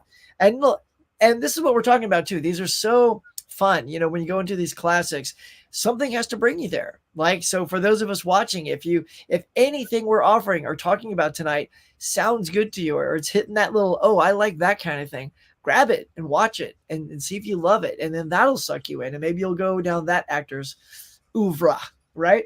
Mhm. So, Find your rabbit hole. and then of course, I'm going to go, I'll save that one. So next up was like Charade. I know Tim's got to love this. Got a little Audrey Hepburn in it. They say this is a great Hitchcock movie that Hitchcock never directed. Yep. But this is done by Stanley Donen is the director of this, and it's a really well crafted story. And you don't really know what Cary Grant's thing. It's like this. Her character, they're trying to get stuff from her, right? And he's with the bad guys, but not with the bad guys, or is he? Like, he's kind of like floating the line that you don't really know. And he's got that kind of charm that it leaves you guessing. You have no, and even when you think you got it, then you don't think you got it. And so it's an extremely well done film in that kind of regard. Next up, again, I fell in love with Grace Kelly in Rear Window, so I had to watch To Catch a Thief, and man, did I like this movie. It was just so good. I thought, like, she just has chemistry with anybody. Like, if I need to watch more, so I could do recommend her, because she had great chemistry with James Stewart, and now she has great chemistry with Cary Grant. So yeah, this is all about, he's a jewel thief, or is he, or isn't he? Is he stopped? Is he not? If you guys haven't seen this is another one of Paramount Presents, like Tim was talking about. So yeah, you get the nice packaging there. And it's a fantastic film. A lot of other things just to mention. Now I'm going to mention this, but not push this one as hard, and that's Bringing Up Baby. I think you guys love this. Yeah, I liked it. I thought it was hilarious when I watched it. I think the first half was better than the second half. I think the second half, I'm just kind of like, no one's that stupid. Like the good. It's true though. Like the prison, the sheriff or whoever's running the prison is just. I mean, literally, she's like, "That's my niece in there," and they're like, "No, she's not. She said she's no. She doesn't have a." I'm like, an aunt. I'm like, what is happening? So, but he was good in it. And also very grainy for a Criterion. This is not a great picture at all. So I don't know what happened with their film stock on this thing, but when I look at 12 Angry Men and then look at this, I'm like, wow. Yeah, you're talking like a 20-year difference. That's a mid 30s. It's some of those 30s movies, they're kind of rough in what they have available. Right, yeah. I know, because a lot of like the monster movies look way better than this. But then anyway, so just to say, like, because I liked him, I wanted to grab more stuff. So this is one I haven't even seen yet, but I got it because I want to see more Cary Grant, and that is Suspicion in this 4-pack. So maybe you guys have seen that. Yep. But I mean, that's what happens when you dive on some of these movies and you kind of fall in love with an actor's performance and you want to see more of them. You want to see more of them. And so now I keep getting more, and I want to see what else he does. It's like, Mike with your Jimmy Stewart, I couldn't wait to see more of him. So this is a lot of fun, Tim. I'm super excited that you went this route. I was like so hoping just so we could talk about classics. So yeah, I'm going to go Cary Grant. I know somebody else in the chats was saying they like Cary Grant. So yeah, the chat was pretty happy with Cary Grant. Nice. So you guys, between Mike and you guys pulled my top 2 favorite of classic actors. And what you get the everyman, the humble everyman with Jimmy Stewart, but you get the suave, sexy type of, hunk of a guy with Cary Grant. Like he pulls off a different role that Jimmy Stewart couldn't, and those two kind of balance each other really well. Yeah, and I feel like he also gets better as he goes on. like for me anyway. So from going from Bringing Up Baby, where they were all sort of like, remember I was saying how people are a little bit almost heightened in their performance, and it's like, and Kate Hepburn is incredible. Like, what a weird performance, but it's so she's hilarious, like engaging. Like I couldn't like stop watching her. She was so weird, but I love weird, right? But then as he gets on and continues on in like Charade and Catch a Thief and stuff like that, he's really got his stride at that point. Yeah. Just love him. So, David here, do you each have a favorite actor, actress from the classic movie era? Did you guys generally all pick your absolute favorites, would you say? Or Yep. I don't know if I really pretty close. I mean, I might say my favorite's James, but Carrie's right there with him. And my favorite Carrie was going to be my second one, too. So yeah. And I don't have a favorite. I just like movies. My favorite actress would be Marilyn Monroe from this era. Yeah. So actor-wise, it's James and Carrie. There's so many others I love. Spencer Tracy, Humphrey Bogart, like the list could go Henry on Fonda and on. Very good. Yeah, but and actress-wise, it's the Hepburns, the unrelated Hepburns. Audrey. I know, that's so funny. I always thought they were related. I was like, are they related? I'm like, no. They should do a picture as sisters. Cary Grant was amazing. His Girl Friday has to be one of my favorites. His Girl Friday is so funny. That's the one I need to pick up. Baby's really funny. Yeah, His Girl Friday is going to be in what, Columbia Classic 4, right? That's the one. Yeah, that's why I held off. Yeah. Love Bringing Up Baby. Love that grain, Laren says. No, well, it is a lot of grain, dude. It is not just grain. It is like a lot. It's what year is Bringing Up Baby? Because it says it on the 30s, 36? Right? It's 30s, yeah, but 37. 30. They were taking no, care of 38. It's 38. 1938. All right, then you have what, Philadelphia Story, which neither of you mentioned, which has both of them, right? Yeah. Philadelphia Story, for having both, though, I mean, it's a Best Picture winner, but I don't love it near as much as a lot of the stuff from either one. I watched that and Bringing Up Baby the same day, and I'm like, Philadelphia Story was boring compared to Bringing Up Baby is like such a fun movie. It's like watching Towering Inferno, so you can get both Steve McQueen and Paul Newman. Yeah, right. It's not their greatest, but it's fun to watch. They're all there, and Catherine They're Hepburn. all there. Yeah. All right, so my pick here, I'm not spotlighting movies as much here as the person, and then just check out her movies. I'm spotlighting Mae West, which let me show the banner picture also. 1893 to 1980. So I wanted to spotlight her because, especially back at this time, there wasn't enough empowering women back then that actually had pull. So this woman started in Broadway plays, wrote her own plays, and covered topics that were so taboo at the time. We're talking like 1910s and the 1920s, covering topics like sex and homosexuality in like, that it was so not something covered. She went to jail for corrupting the minds of the youth or something like that. She was arrested several times. She is basically known as the first sex symbol. Yeah. Like legitimately first sex symbol that Betty Boop was kind of made off, not made off her. Betty Boop existed about the same time, but the whole sexy Betty Boop with the curves is based off of Mae West. Mae West was a bombshell for the time, and she had a lot of pull. She wrote her own stuff. She didn't take any guff from anybody. She did what she wanted, and she created her own career like that. And I kind of love that. That's what drew me also to like Katharine Hepburn, who took she didn't take shit from anybody. Like she made her own career, and she was a tough, empowering woman. And I love that. And that's what I love about Mae West. This set right here is probably her career wasn't long enough. This is a indicator set. You get this dirt cheap, guys. This is going to give you a bulk of the good stuff. Cary Grant is in one of them. That's a very risque cover. But Cary Grant is in one of these. You got some classic actors, but a bulk of her stuff is 30s into early 40s. So, W.C. Fields. She did 3 movies with him. So I really recommend, especially if you want to see just an early empowering woman. It's it's kind of cool that she did topics that really were taboo. I think that's pretty cool. I like that type of stuff. Now, Tim, if you can encourage anybody, say we're like, I'm not super familiar with Mae West. I know more Marilyn Monroe. Give us like a couple of icebreakers to say, if you haven't seen any, start with this. Go with that one because you're going to get the icebreaker of Cary Grant. Oh, nice. Ooh, So that sounds good. give yourself someone you're familiar with in the movie as well. You know, I like Cary. So Nice. yeah, Cary Grant he was in so much stuff in the 30s with a bunch of different people. But that is, did I drop? No, I didn't drop that. Okay. Back when studios owned actors, the good old days. Yeah. Oh, can you enlarge the?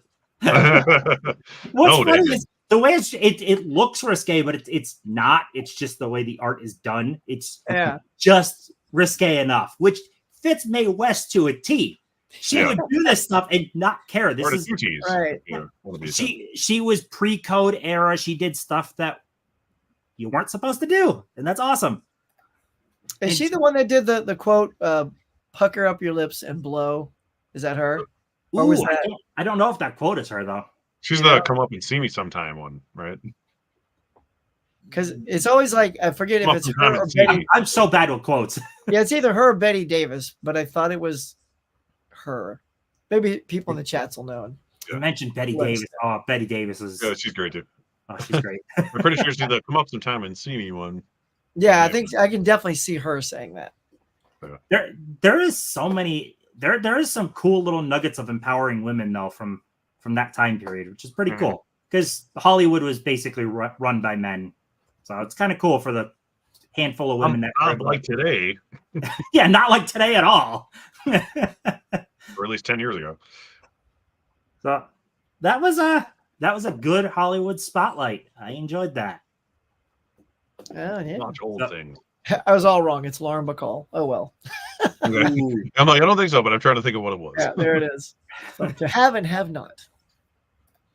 Roman Holiday, 1953. I saw it at first time watch. Roman Holiday is so good. See that one too. Oh yeah. Oh, there it is. David. Nice. Lauren Bacall. Yep. Nice timing. All right. So next up, this is going to be a shorter segment, but I love posters. I don't know if you guys know that about me. I had no idea. This is brand new. No, you should do some videos, Tim. Let us know. So there has been, let's see, add this to stage. We're not going to start playing yet. We have 4 sets of videos here with 5 posters each, so 20 posters. This is just stuff that these guys love, that I love. Just explain why you loved it. I just want to see cool posters. That was basically the reasoning for this. I love it. This can be original poster artwork or alternative movie posters, which I'm the only one that went that direction with some. All these guys chose the originals from the actual time periods. I tried to grab the artists where I could, but a lot of stuff in that time period is uncredited. They didn't believe in, you just did stuff anonymously and you weren't getting credit. If something is listed uncredited and you know the artist, put it in the chat. Please correct me then. I tried searching all this stuff and some of it, dude, they don't want you to know who did some of the most iconic posters of all time. It's kind of wild. Yeah. But this will be for Mike, starting off with Man with the Golden Gun. Go ahead, Mike. That's great. I love that. So I wanted to pick a James Bond poster, so I had to fit in the time frame. But The Man with the Golden Gun, I think, is a very underrated movie. But I love the poster here because it's like 3D popping out, like you see the Golden Gun being loaded right there. But then you got everything you need in a James Bond poster. Of course, you got James Bond front and center. So we're going on. All right. I could go back. Go ahead. Keep talking on it. But yeah, you got the Bond babes on there, of course. You got some scenes in the corners. So to me, it just screams James Bond. It's a lot going on, but I just love it. It's great. Yeah, those 70s Bond posters were all like that. They're so fantastic. Yeah.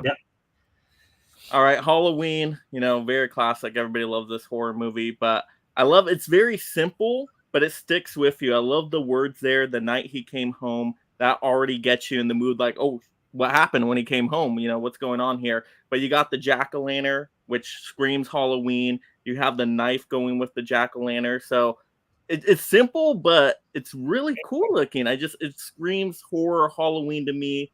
It fits the holiday perfectly. So yeah, love this one. It's effective. And Mike grabbed some of the ones where I was able to find the most artists for. Which is Hey, Nice. That means you failed. Yeah. Yes. some of you other guys, I struggled to find. All Nice. right.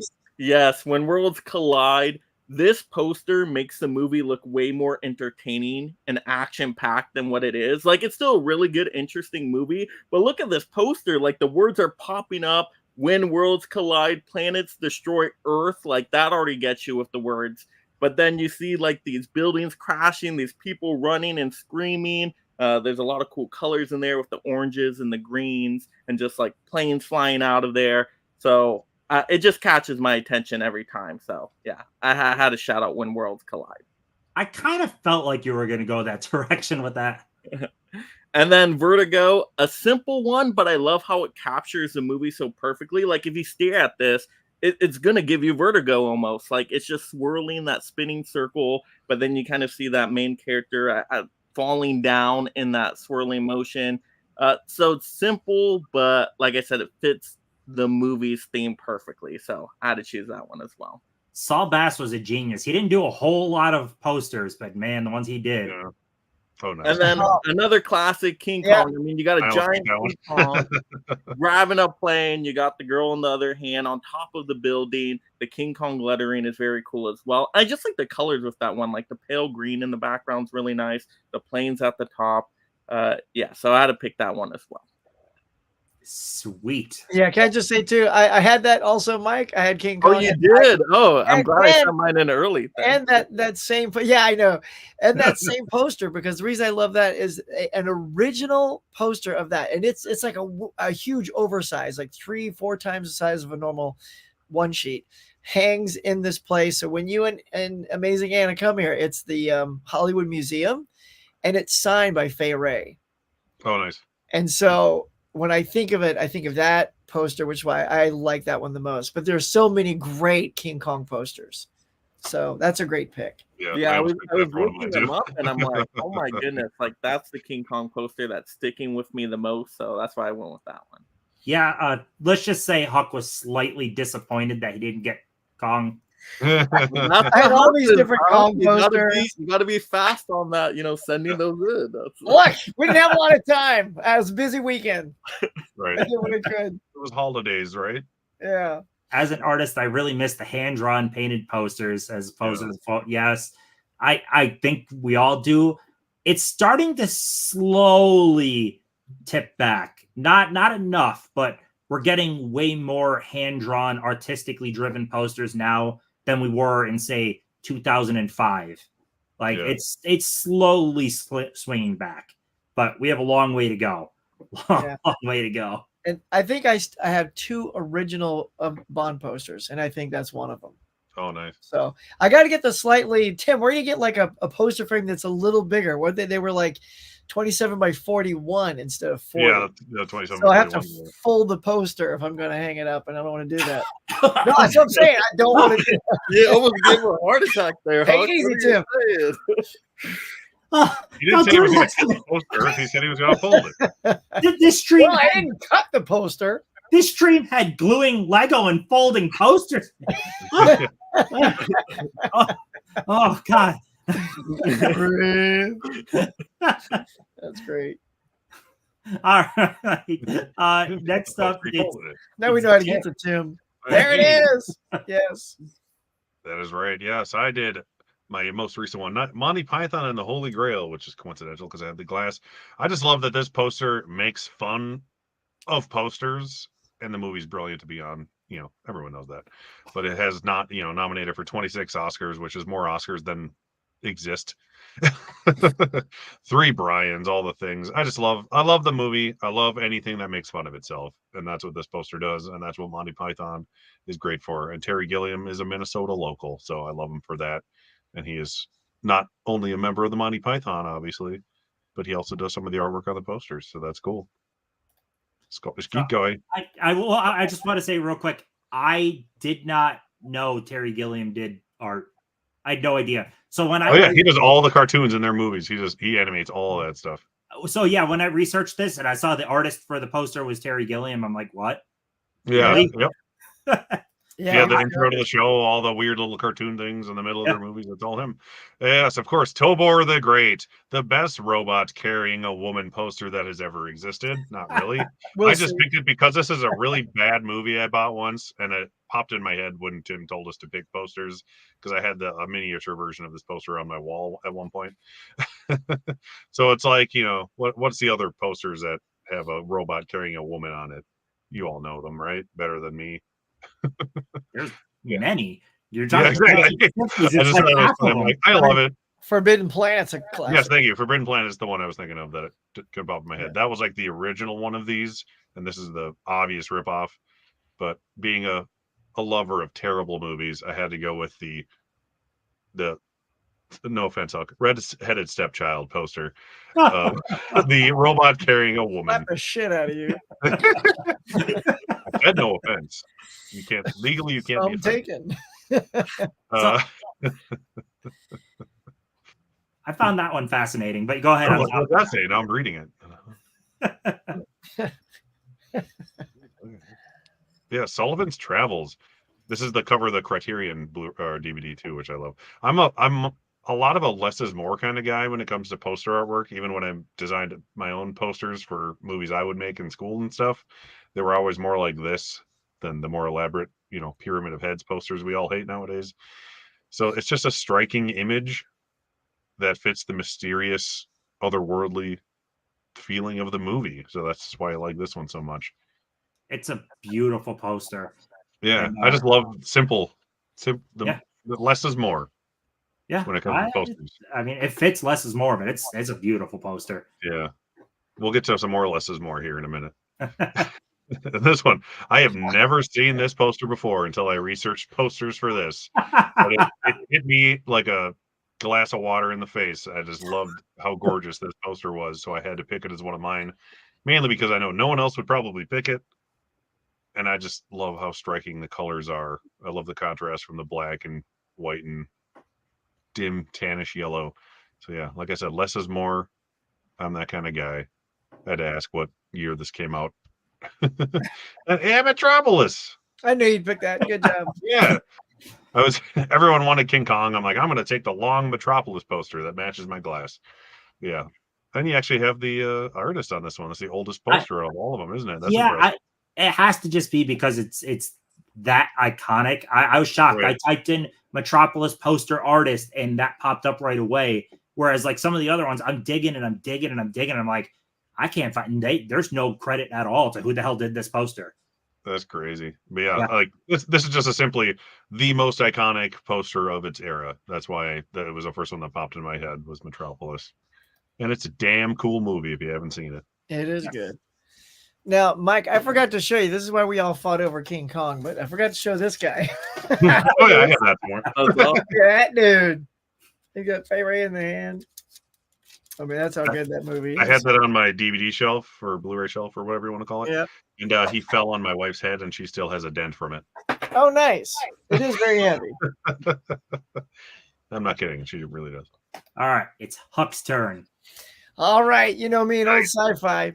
This time machine, I just love the artistry in this. I think we're all fans of things that are hand drawn, and this is like like a painting you could hang on your wall.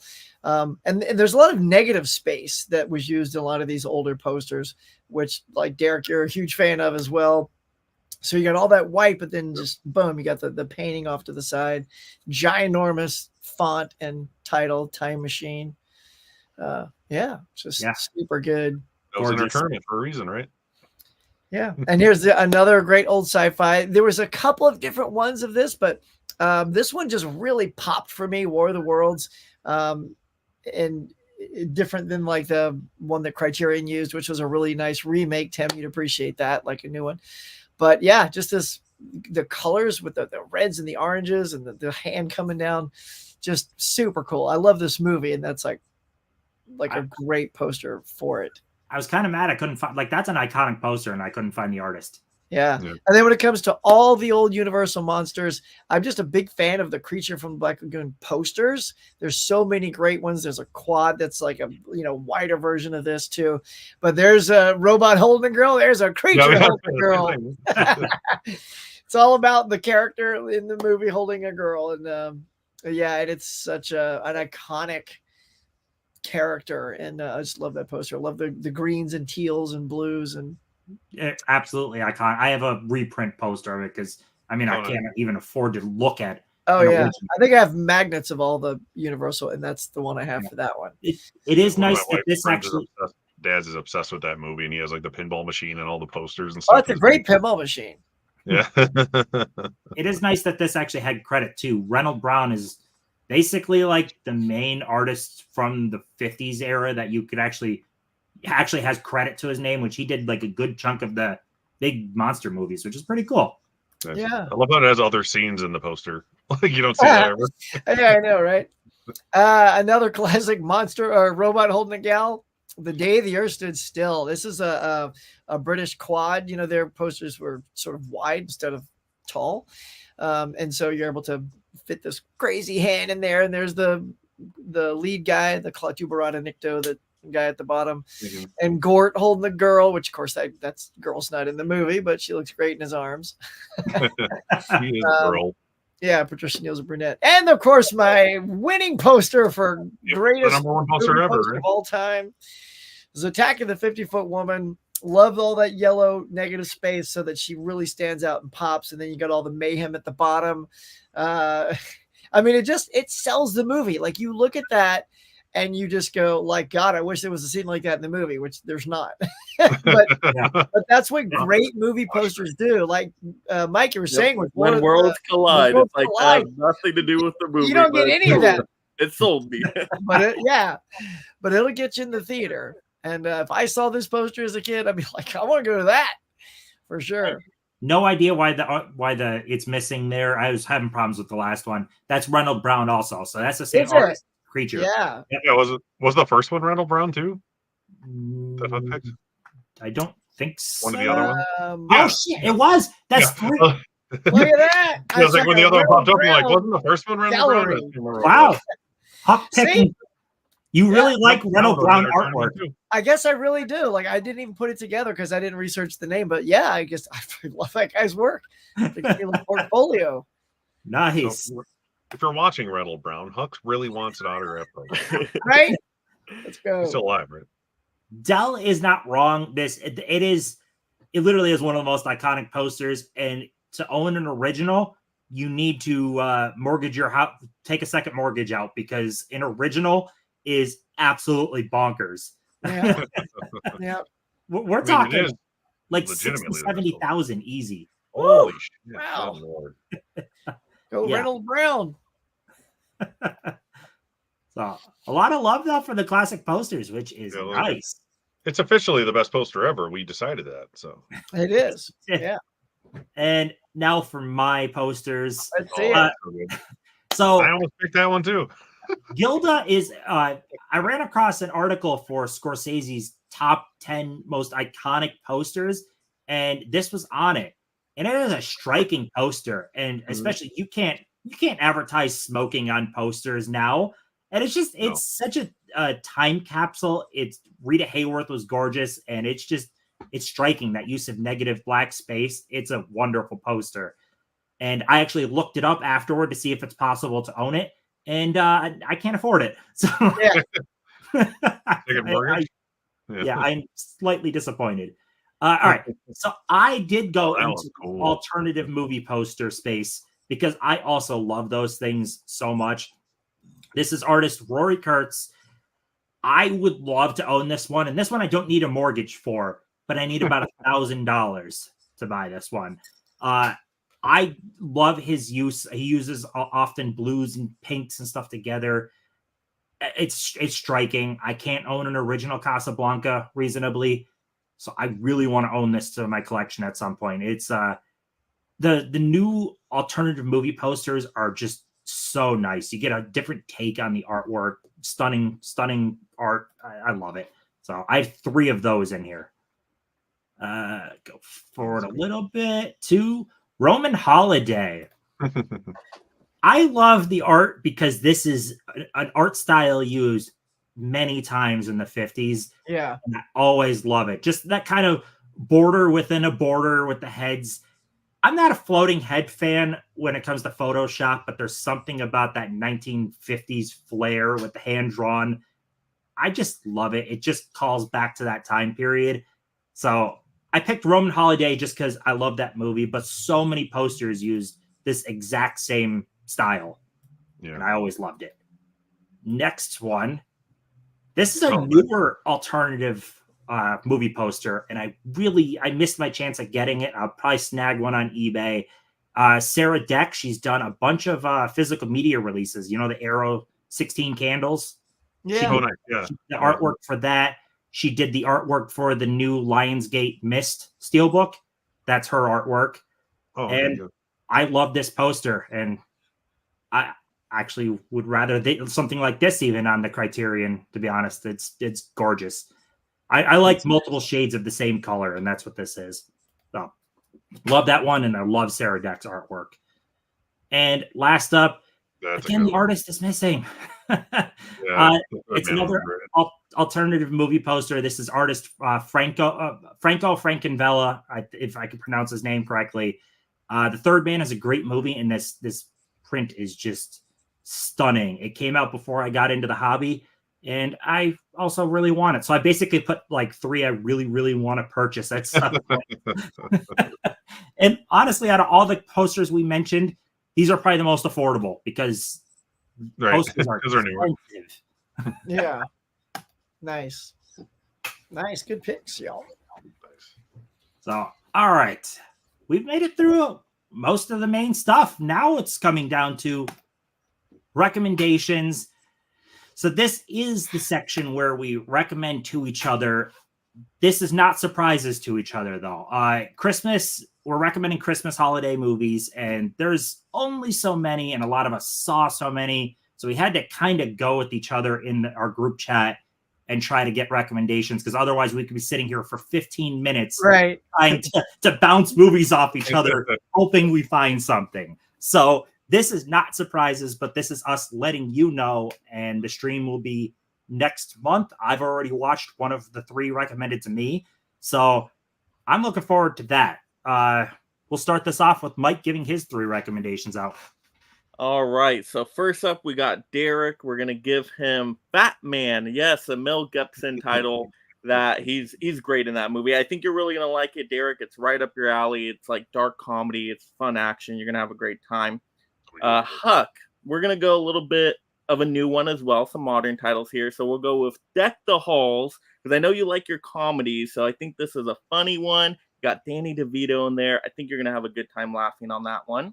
Cool. And then Tim, I know Tim likes a little bit more slower paced movies, some heavy dramas. So this one's set around the holidays. We got Nobody's Fool with Paul Newman. And I think this is going to get me back on track with Tim loving my recommendation. I think these are all great choices. I think I'm going to hit it out of the park on this one for these. All right. I like it.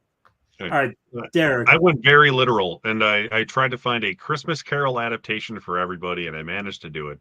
So, Huck, I gave Muppets Christmas Carol. I don't know how you haven't seen that. Who doesn't love the Muppets? If you hate it, something's wrong with you. That's all I'm saying. Tim, I gave, he's seen everything, so I have to give him the one I honestly forgot existed. Spirited.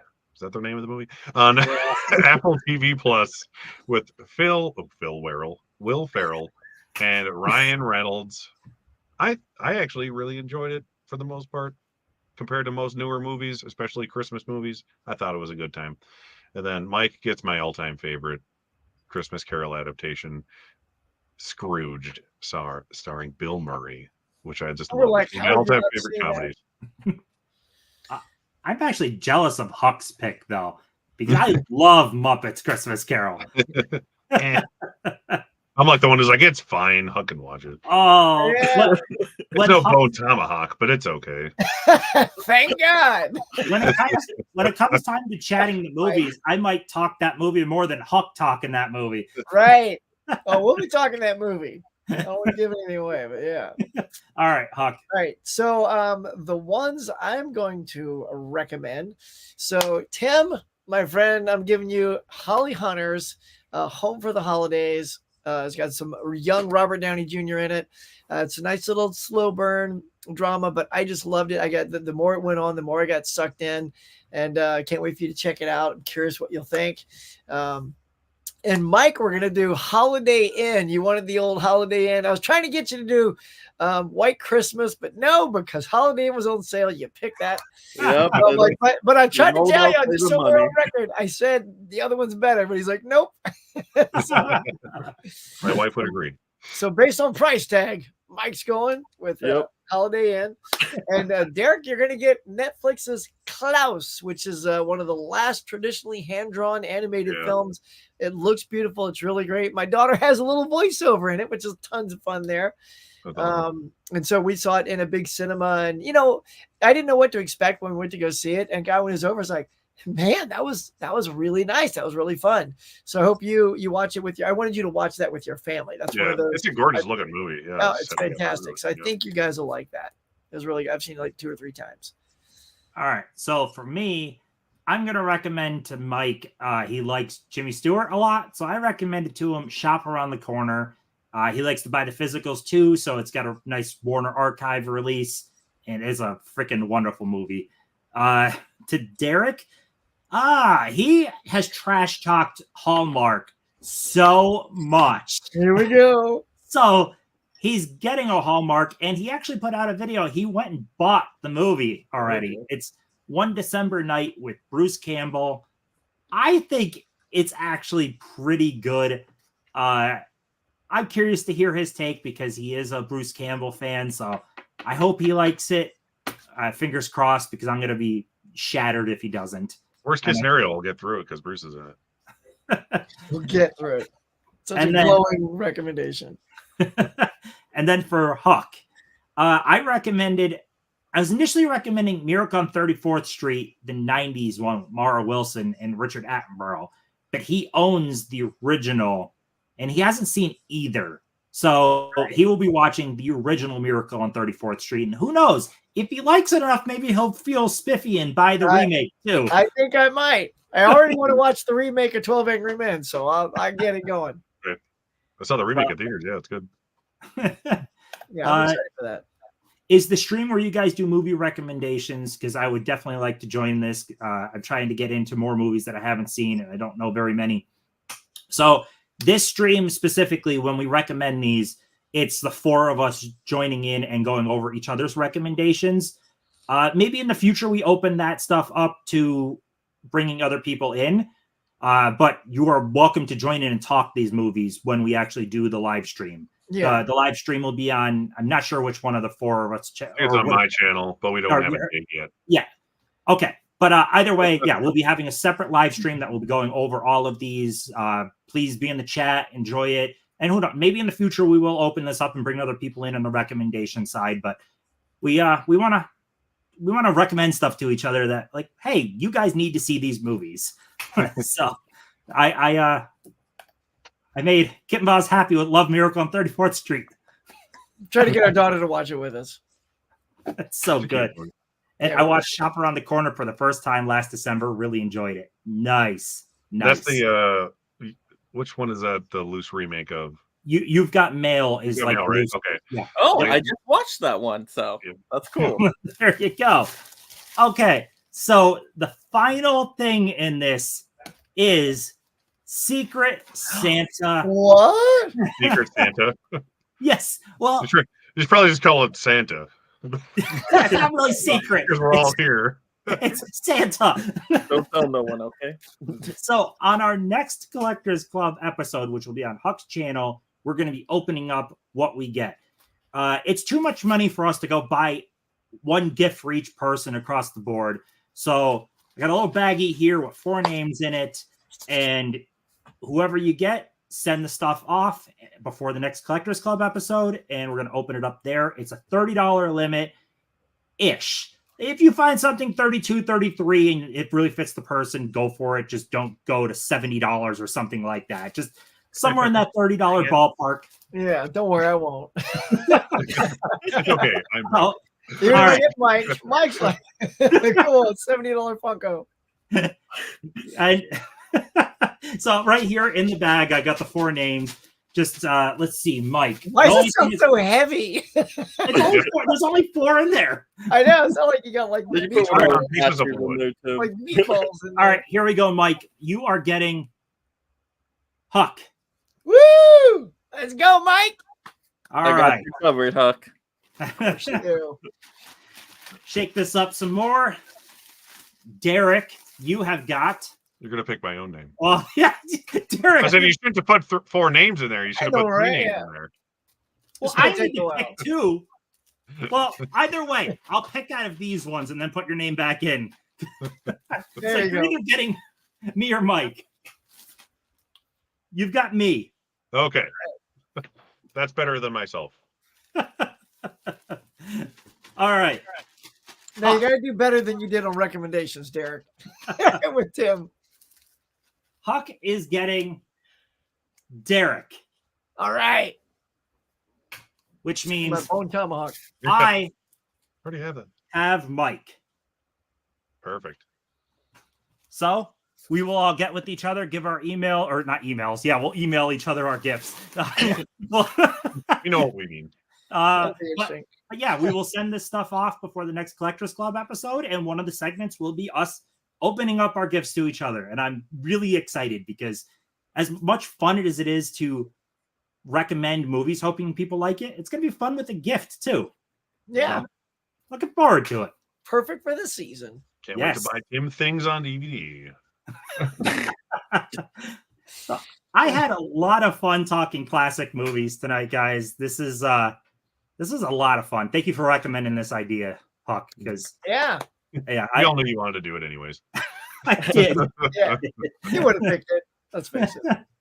So thank you everyone so much for being here. Thank you for jiving with the new time of 8 o'clock. Also, I know Ken streams at 10 p.m. So you can, I imagine he's streaming tonight. So if he is, just shift on over his channel. And thank you so much for being here. This has been fun. You guys have anything to promote on upcoming stuff? Yeah, Anything? watch my videos. Watch stuff. Yeah.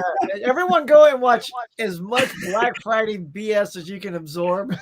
Yeah. We're getting thousands of views on those things. It's hilarious. But it's nice to calm down. For me, in December, I'm calming down, you know. Stop by Tuesday morning for Morning Mug. I don't know what we'll talk about, but it'll be fun. Nice. I dropped my Golden Globes predictions video. I think it was this morning. I made it like 2 days ago, so I can't remember. But that's on my channel now. And I filmed my AFI Top 100 Movies of All Time collection video today, which I will post for tomorrow, right after this. So stay tuned for those. And I'm just. Oh, go ahead. Oh, tomorrow for me, Cyber Monday deal. So if you want to save yourself some money on physical media, that deal video will be dropping tomorrow.